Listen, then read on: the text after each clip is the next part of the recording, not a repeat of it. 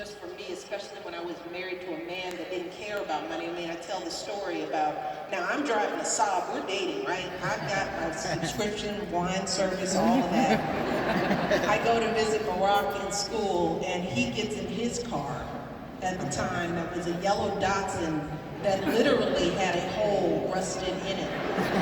You can see the floor, the ground. I was like, dude, I can see the ground. He's like, don't worry about that. You know, and I was thinking, this guy doesn't care about money at all. You know, but then I was impressed by that. I was impressed by the fact that he was thinking bigger and broader than himself. And ladies, the other thing that time allowed me to see was how he was not just in a dating relationship with me, but I watched closely how he treated everyone, how he treated the ladies in that church basement, how he treated the doorman at our office building, how he treated every secretary. You know, he treated people equally. I saw the way he loved his mother, because it was important to me to know that a man could handle a strong woman, that he actually liked women. And that takes a second to understand. That's why I don't believe in love at first sight. I believe in you can feel something, but to marry someone, you have to see him unfold. And I was able to see that. I mean, the time of finishing school and all that allowed me to see him and to really fall in love with the full person that he was. That you took the time to get to know. Yeah, but I had to get myself together. Well, and that's when we met. And so I said how impressed I was with you, and that you didn't really know exactly what you wanted to do, and the same thing would be for your then fiance. He wasn't sure exactly, but what you did know is you wanted a life of service. And so what was it that propelled you to walk away from all those trappings in that fancy office and think that in the mayor's office you might actually make your mark? I was talking to the girls about this earlier, and for me it was selfish. I wanted to have a career that filled me up inside, and I always got that feeling when I was giving myself to someone else, when I was mentoring someone else, when I was helping someone else. That's what I had to think. What were the things that I did on a daily basis that brought me joy? And it was when I was working with people and helping people. And so City Hall, working in the mayor's office with the Valerie Jarrett, who was her own badass at the time, was, you know, Valerie, you were one of the first people who showed me a badass black woman being a single mother and running stuff. You know, and I used to joke that Valerie, because Laura, her daughter, was a baby when I first started working with her, we'd be in these high-powered meetings because she was the head of all planning and development for the entire city of Chicago. Let me brag on my girlfriend for a second.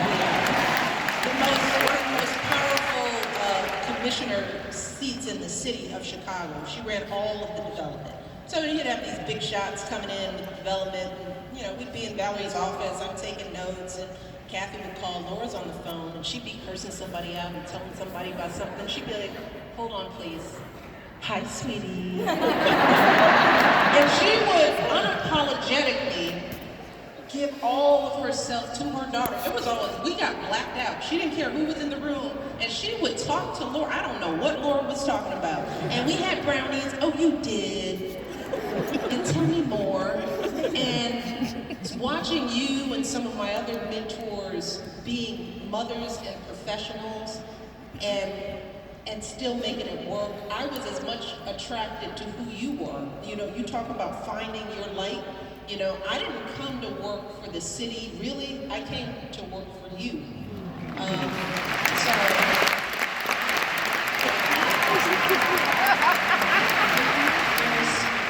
Well, I will say one thing on a lighter note. I walked by a conference room once, and I could hear Michelle's voice inside, and she was surrounded by a bunch of people, and all I heard her saying was, we are not leaving this room until we solve this problem.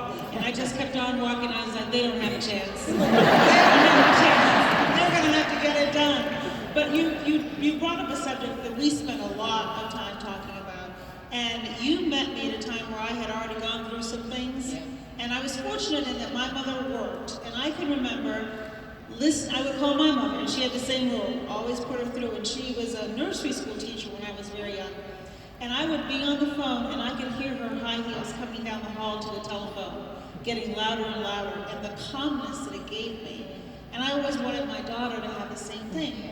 But I think part of what I did when I was very young is I thought I was Superwoman, and I was going to do everything a working mom should do, and I was going to be a great spouse, and I was going to make baby food from scratch, and I was going to do a whole lot of stupid stuff. And I was never going to ask for help, because if I asked for help, that meant I was needy and I was vulnerable. And so I pretended both to myself and even worse to my friends who were struggling too. And you, like just a little bit younger, but you really had a circle of friends that you shared this with, and you were very open and honest about your challenges. And how did you get to be that person? You know, maybe it was being the youngest and not thinking I was supposed to do it all. You know, maybe it's birth order. Maybe it was just understanding that I think I knew early on, why would I want to do this by myself?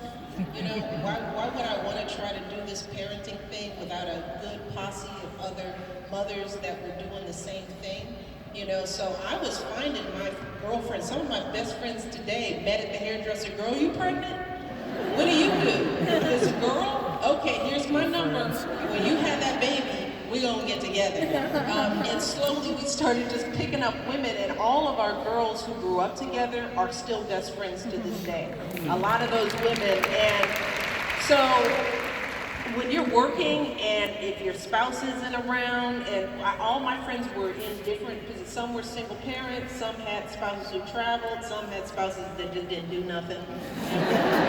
Useless. You know some of them. But there's some useless fathers out there. Nice people, but I mean, you know, some of my best friends are useless fathers.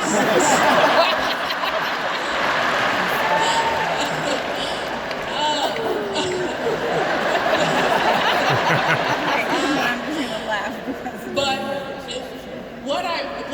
what my girlfriends and this mothering community gave me, first of all, it gave me a sense that there wasn't any right way to do it. Because when you're mothering with other people, you see things you agree with, it's like, you feed them that. And then it's like, they're alive. They're alive. You know?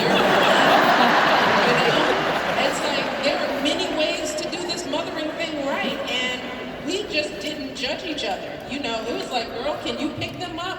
It's like, my baby didn't eat tonight. And it's like, they're alive. We're good. We're good.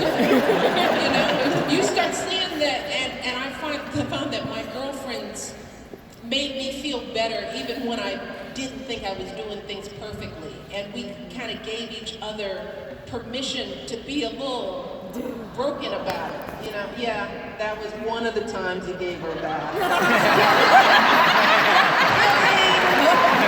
Just kidding. Really. He was good at when he was there. No, he really was. But we gave ourselves this community of just calm. And we talk about this all the time. First of all, we have to be kinder to ourselves as working mothers. We really do have to forgive ourselves, because there's no one right way to do this thing called parenting, and we get this notion in our head of what it's supposed to look like. And it's all messy, and that's a good thing. And if you can embrace the mess a little bit and forgive yourself, that's what I want for my daughters. I don't want them to try to have it all, because I think that's what crushes us as women, because we're trying to do it all and not asking for help, not asking for what we need in our workplace. Even when we do have the leverage, some women don't have leverage to ask for, but the women who do, sometimes we just keep pushing. We don't ask for flexibility. We don't even ask for the time off to go to the parent-teacher conference. We're trying to look perfect, and we're dying trying to get that done. And it is hard. I mean, and we shouldn't pretend pretend that it isn't, trying to pretend like, oh, this is effortless and I've got it all together. You're doing yourself as a service, and you're also doing the women around you a disservice. And speaking of hard, one of the things that you did in your book that I think was a wonderful service is you talk very openly about how hard it is to get pregnant sometimes. Oh, good Lord. Why did you make the decision to share that so openly with everybody?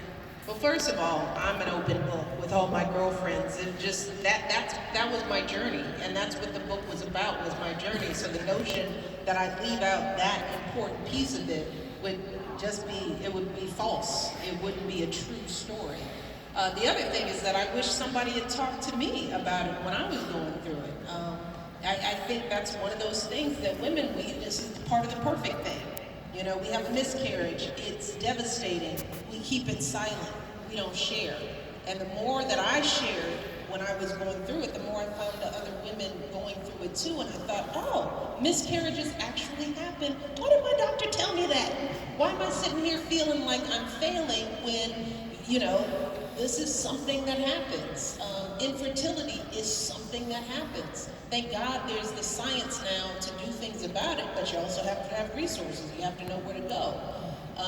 So I wanted to put that out there so that, because I know somebody out there is struggling right now, feeling the same feelings that I felt, and if my sharing my story makes them feel less alone and less broken about it, then I will take that. You can know my business. I am an open book. It's there, read the book. It's right in there. It's all right there. But I want us to get to a point as women where we feel like we can talk to each other about this kind of stuff. The same thing is true with marriage counseling, which is one of the reasons why I chose to share that, because I think young couples, no one ever tells young couples that marriage is hard. It's hard.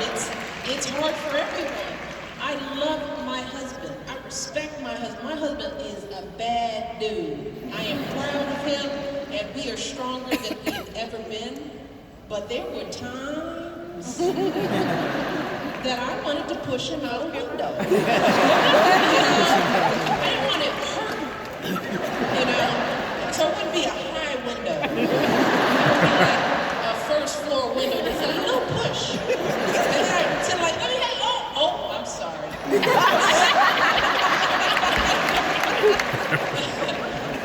And there would be those times, and I don't want people to look at Michelle and Barack Obama # relationship goals and only see us fist pumping and loving each other, because that's a false sense of the challenge.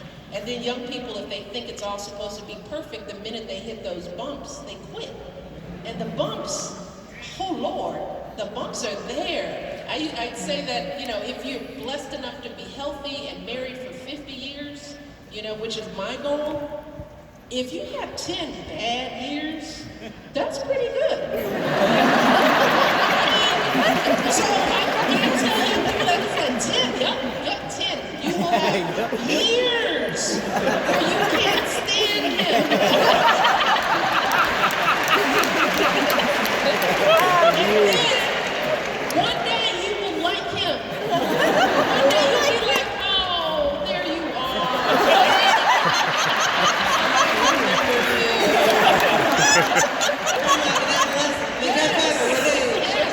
And kids, they mess you up. They mess up your marriage. That's why they make them cute, because you would leave them at the post office. This is a problem. It doesn't sleep, it doesn't talk, and it's got us arguing all the time. That's when you go to marriage counseling. And that was my notion, that I was taking him to marriage counseling so he'd be fixed. It's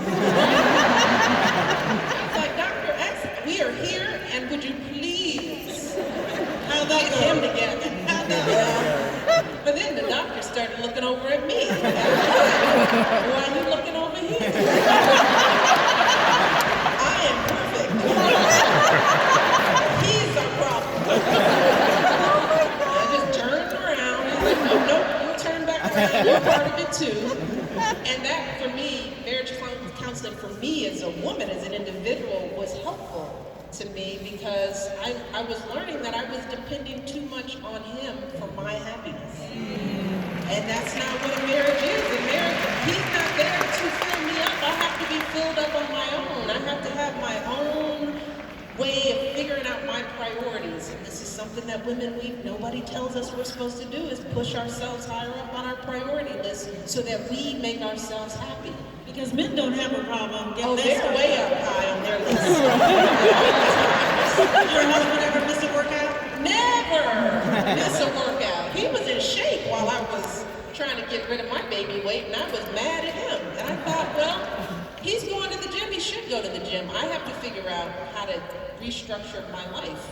And that wound up helping me as First Lady to be able to prioritize being a mother and being in the national spotlight, having initiatives. I had learned as a young professional, as a young mother, that I have to put my life on my calendar first, and that is something that we don't do.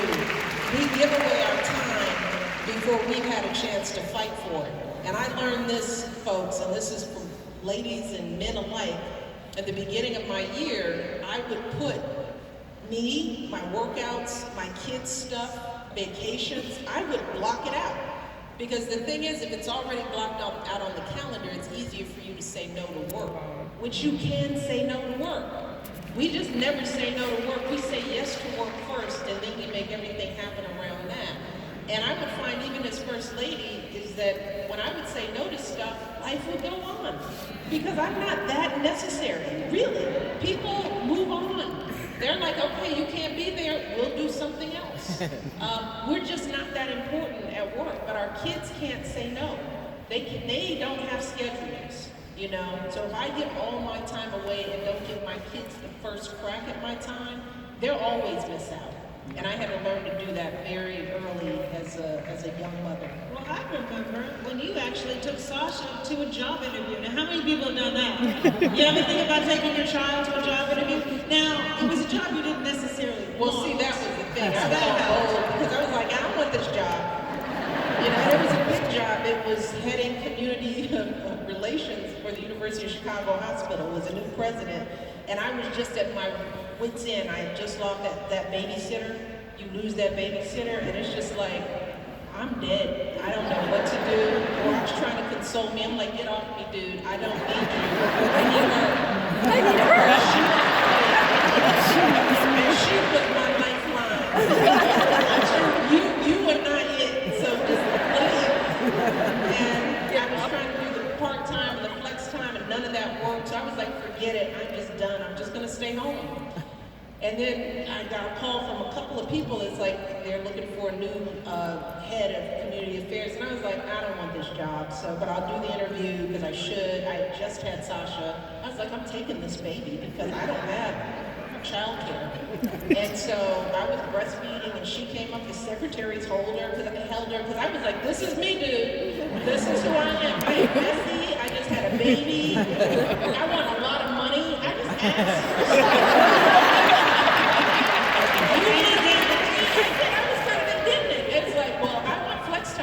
No, and I want a full salary, no part-time. Don't try to jip me off of that part-time stuff. I want a full-time salary. I want a senior part. I want these benefits. And I was just going off, and he was like, oh, okay, all right. And then he agreed to all of it. And that was the first time I really pushed for myself because I thought, if I thought I wanted the job, I probably would have gone in there apologetic and not asking for anything. But that was the best sort of full-time, flexible, high-powered job that I had because I negotiated all that before. And I think it was because I was trying to talk him out of wanting to hire me. It's like, she's crazy. But you also discovered he was the kind of person who would give you the space you needed to be who you are. And I think so often in an interview process, like I felt like you were interviewing me as much as I was interviewing you, and you did the same thing with Mike. And what that did was let you know ahead of time what he was like. He was, right. And he got to know what your expectations were. So he valued you because you demanded it. And oftentimes we do ourselves a disservice by not fighting for ourselves. That's right. That's right.